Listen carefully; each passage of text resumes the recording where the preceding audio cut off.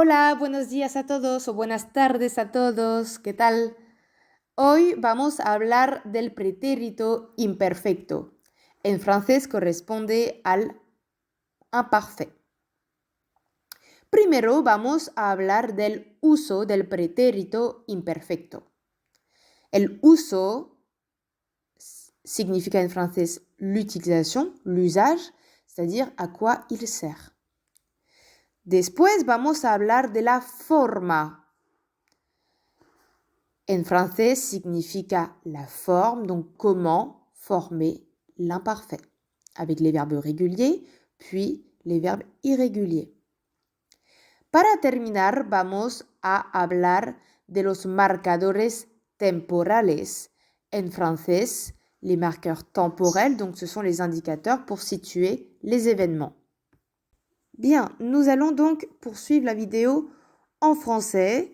Donc, tout d'abord, en haut de votre fiche, vous avez el uso. À quoi sert l'imparfait? En français, l'imparfait sert à exprimer des actions habituelles dans le passé et à décrire des personnes, des choses ou des lieux dans le passé. En espagnol, c'est exactement la même chose. El pretérito imperfecto permite expresar acciones habituales en el pasado o describir personas, cosas o lugares en el pasado. Vous avez à droite des exemples. Donc, pour exprimer des actions habituelles dans le passé. Cuando era pequeño iba al colegio cada día. Donc, quand j'étais petit, j'allais au collège chaque jour. C'est une action habituelle qui fait partie du passé. Pour décrire des personnes, des choses, des lieux dans le passé, l'exemple hacía mucho calor cuando estaba en Andalucía, donc il faisait très chaud quand j'étais en Andalousie. Pardon. Donc ça permet de décrire un lieu dans le passé. Bien, pasamos a los verbos regulares. Sur votre fiche, los verbos regulares. Regardez bien et faites bien attention puisque dans la vidéo, les terminaisons sont écrites, tandis que dans votre fiche, elles n'y sont pas. Vous devez donc les compléter. Donc vous pouvez prendre un stylo et compléter les terminaisons. Faites bien attention aux accents. Pour former l'imparfait en espagnol, on enlève la terminaison AR, ER et IR de l'infinitif et on ajoute la terminaison conjuguée. En espagnol, eliminamos AR, ER, IR y añadimos la terminación. Vous savez qu'en espagnol, il y a 3 verbes, les verbes en AR, les verbes en ER et les verbes en IR. Donc pour les verbes en AR, la terminaison fera aba, abas, aba, abamos, abais, aban. Attention, il y a un accent sur le A de abamos pour le premier groupe en AR. Je vous conseille de le surligner ou de souligner cet accent du A pour nosotros abamos afin de bien retenir.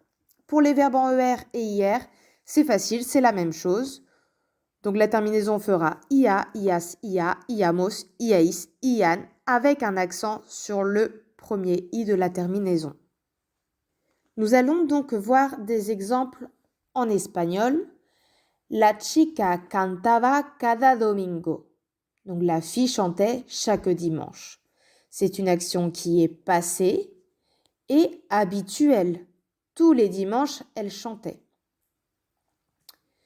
Ce qui est écrit en rouge, ce sont les marqueurs temporels. Nous reviendrons dessus puisqu'ils sont en bas de la fiche. Autre exemple, teníamos tijeras rojas. Nous avions des ciseaux rouges. Ici, il s'agit d'une description passée d'un objet. C'est le verbe tener. On enlève ER et on ajoute la terminaison íamos avec un accent sur le I. Ensuite, vous avez los verbos irregulares sur votre fiche, donc les verbes irréguliers. C'est très simple en espagnol, il n'y a que 3 verbes irréguliers.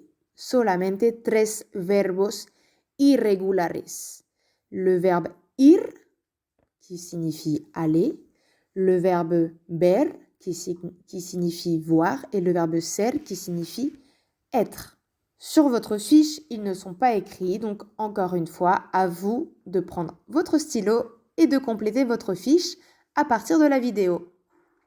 Le verbe ir fera iba, ibas, iba, ibamos, ibais, iban, avec un accent sur le i de ibamos. Pour ce verbe, ça ressemble aux terminaisons du premier groupe, les verbes en AR, mais on remplace le A par le I. Je vous rappelle, les verbes en AR faisaient aba, abas, aba, etc. Donc là, iba, ibas, iba. Ensuite, le verbe ber, qui fera beia, beias, beia, beiamos, beiais, beian. Ce sont les mêmes terminaisons que les verbes du deuxième et troisième groupe en ER et IR, mais cette fois, on garde VE de ber, au lieu d'enlever ER, on enlève seulement R. Et enfin, le dernier verbe, ser, qui veut dire être. Attention, je vous rappelle, en espagnol, il y a deux verbes pour être, ser et estar. Estar se conjugue de façon régulière, les verbes en AR. Par contre, ser est irrégulier. Il fera era, eras, era, eramos, avec un accent sur le E, erais, eran. Là, malheureusement, je ne peux pas vous donner de petites astuces, c'est à vous de l'apprendre par cœur. Bon, dans l'ensemble, l'imparfait est assez simple dans le sens où il n'y a que 3 irréguliers à mémoriser, dont 2 où il y a des astuces, donc on ne va pas chipoter pour un verbe un peu plus compliqué. Si nous prenons les exemples, antes yo iba a México para el Día de los Muertos. Avant, j'allais au Mexique pour la fête des morts. Donc, ir est irrégulier. Il fait yo iba. Nous sommes obligés de mettre ici yo, le pronom personnel yo, puisque iba, ça peut vouloir dire j'allais, mais c'est aussi il ou elle allait. Et ya ou elle iba. Donc, nous mettons le pronom personnel devant pour préciser que c'est bien la première personne du singulier. Autre exemple, las personas veían muchos altares. Les personnes voyaient beaucoup d'hôtels. C'est le verbe ver, ellos veían.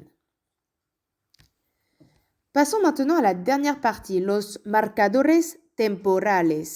Donc les marqueurs temporels sont des indicateurs pour situer les événements.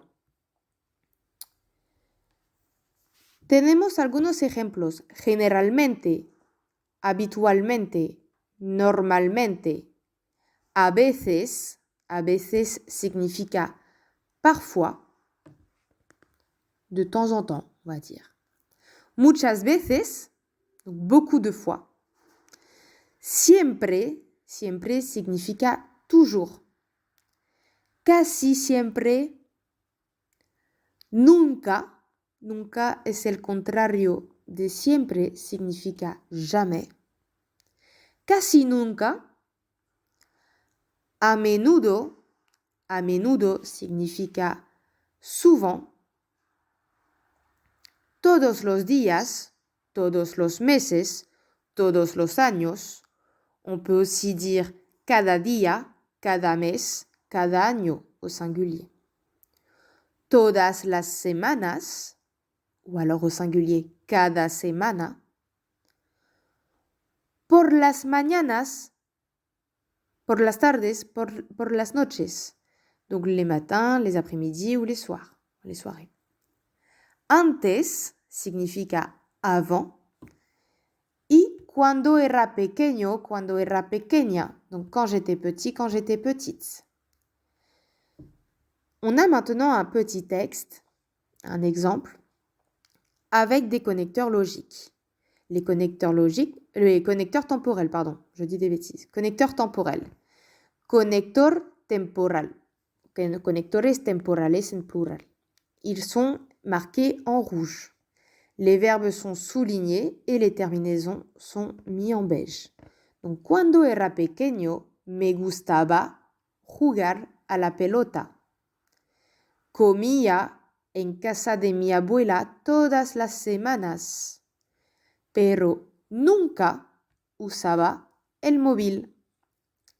J'espère que vous avez bien compris l'emploi de l'imparfait en espagnol, el pretérito imperfecto. Et à très vite pour une nouvelle vidéo.